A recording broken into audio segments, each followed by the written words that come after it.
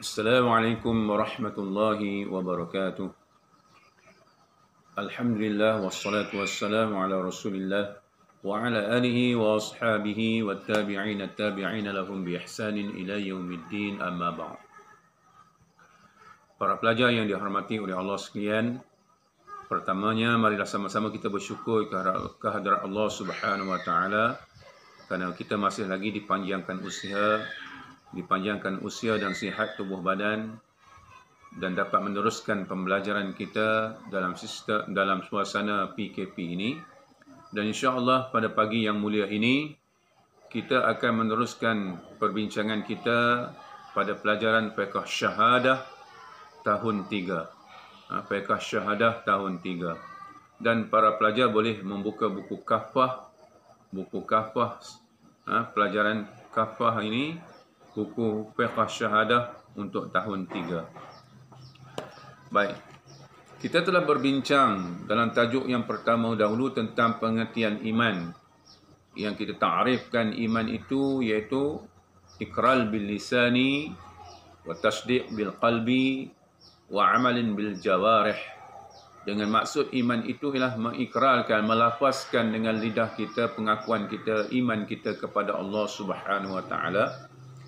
Kemudian pengakuan tersebut kita juga turut membenarkan dengan hati kita, dan iman itu mestilah diikuti dengan amal perbuatan, iaitu dengan segala seluruh anggota kita ini melaksanakan perintah Allah Subhanahu wa taala.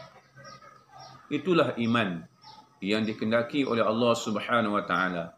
Maksudnya iman itu bukan hanya sekadar untuk kita berkata-kata aku beriman kepada Allah Subhanahu wa taala, kemudian kita tidak membuktikan keimanan kita itu dengan amal ataupun tindakan kita daripada apa yang diperintahkan oleh Allah Subhanahu wa taala dan daripada apa yang dilarang oleh Allah Subhanahu wa taala. Maksudnya segala perintah Allah Subhanahu wa taala itu merupakan menunjukkan ciri-ciri seseorang itu beriman kepada Allah. Patuhnya kita kepada perintah Allah Subhanahu wa taala itu menunjukkan kita kepada kita ini adalah di kalangan orang yang beriman kepada Allah. Meninggalkan segala apa yang dilarang, yang ditegah oleh Allah Subhanahu wa taala itu menunjukkan kita adalah di kalangan orang-orang yang beriman kepada Allah Subhanahu wa taala dan Rasulnya Muhammad sallallahu alaihi wasallam. Sebab itulah segala perintah Allah Subhanahu wa taala, baik dari sudut kita bersembahyang 5 waktu ataupun berpuasa di bulan Ramadan, ataupun kita mengeluarkan zakat fitrah ataupun zakat harta kita, ataupun kita mengerjakan haji di Baitillah, ataupun kita menutup aurat umpamanya, ataupun kita melakukan banyak lagi suruhan-suruhan Allah yang Allah Ta'ala perintahkan kepada kita, yang wajib kita lakukan.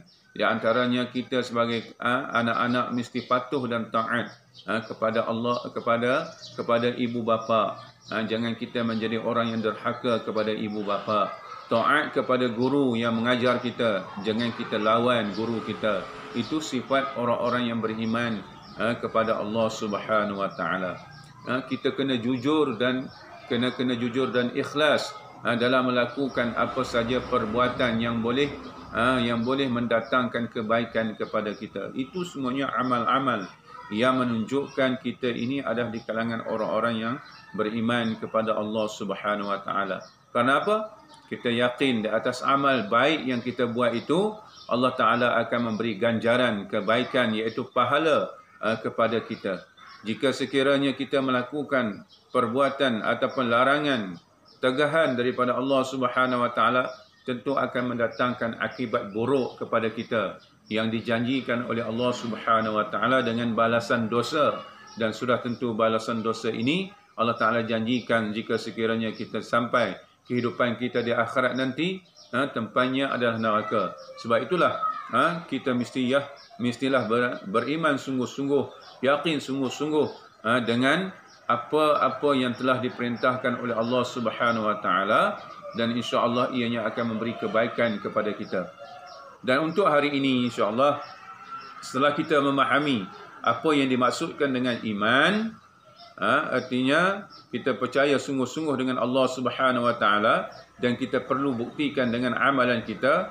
Dengan itu, pada hari ini saya meminta kepada para pelajar untuk membuka buku sumber Kahfah ini, iaitu Fiqh Syahadah tahun 3, untuk kita melakukan aktiviti latihan, iaitu pada muka surat 3 dan 4. Pada muka surat 3 dan 4, aktiviti yang pertama, pilih jawapan yang menunjukkan orang itu beriman.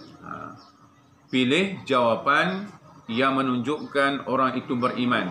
Mana di antara perkara-perkara yang dicatatkan dalam buku ini, dalam aktiviti 1 ini, yang menunjukkan ciri-ciri ataupun sifat orang yang beriman tersebut. Dia nak 5 daripada dia bagi 8 perkara tersebut, dia nak 5 daripada apa yang dikendaki oleh para pelajar untuk menulis semula dalam ruang yang disediakan. Saya tolong baca. Salat 5 waktu tanpa paksaan. Adakah itu juga menandakan seseorang itu beriman? Yang keduanya, amanah dengan tugas yang diberi. Adakah itu tanda orang beriman? Yang ketiganya, suka menipu orang lain. Adakah itu tanda orang yang beriman? Khianat dengan amanah yang diberi. Adakah khianat itu tanda orang yang beriman? Yang kelimanya, berpuasa di bulan Ramadan. Adakah berpuasa itu tanda orang yang beriman? Yang keenamnya, mengeluarkan zakat kepada yang berhak. Adakah mengeluarkan zakat itu tanda kepada orang yang beriman? Seterusnya, jujur dan ikhlas. Adakah jujur dan ikhlas itu sifat orang yang beriman ataupun tanda orang yang beriman? Dan yang terakhirnya, mencuri harta orang lain. Adakah itu tanda orang yang beriman?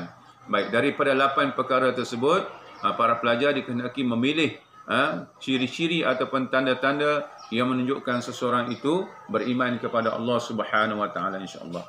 Seterusnya pada muka surat 4, pada aktiviti 2, para pelajar juga dikehendaki untuk tuliskan 6 contoh amalan yang menunjukkan seseorang itu beriman. Cuba para pelajar mencari jawapan yang sendiri. Dia tak bagi jawapan di sini, tapi cuba cari jawapan yang tersendiri. Bagaimana contoh amalan ataupun perbuatan yang menunjukkan seseorang itu beriman kepada Allah Subhanahu Wa Taala. Sebagaimana saya sebutkan sebahagiannya tadi. Sebahagiannya telah saya sebutkan di awal tadi. Boleh para pelajar mengingatinya kembali. Baik, itu aktiviti yang pertama di aktiviti kedua pada muka surat yang ke-4 ini. Seterusnya, dia kata minta lagi, tuliskan 6 contoh amalan yang menunjukkan seseorang itu engkar akan perintah Allah Subhanahu Wa Taala. Para pelajar juga perlu mencari amalan atau perbuatan yang menunjukkan seseorang itu engkar, iaitu tidak taat kepada perintah Allah Subhanahu Wa Taala. InsyaAllah, saya mengharapkan para pelajar dapat membuat latihan ini dengan sebaik mungkin. Semoga para pelajar berjaya untuk menjawabnya dengan betul dan terbaik. Sekadar itu untuk pagi ini, untuk pelajaran Fiqh Syahadah tahun 3. Sekadar itu, insyaAllah para pelajar perlu berusaha. Wabillahi taufiq wal hidayah. Wassalamualaikum warahmatullahi wabarakatuh.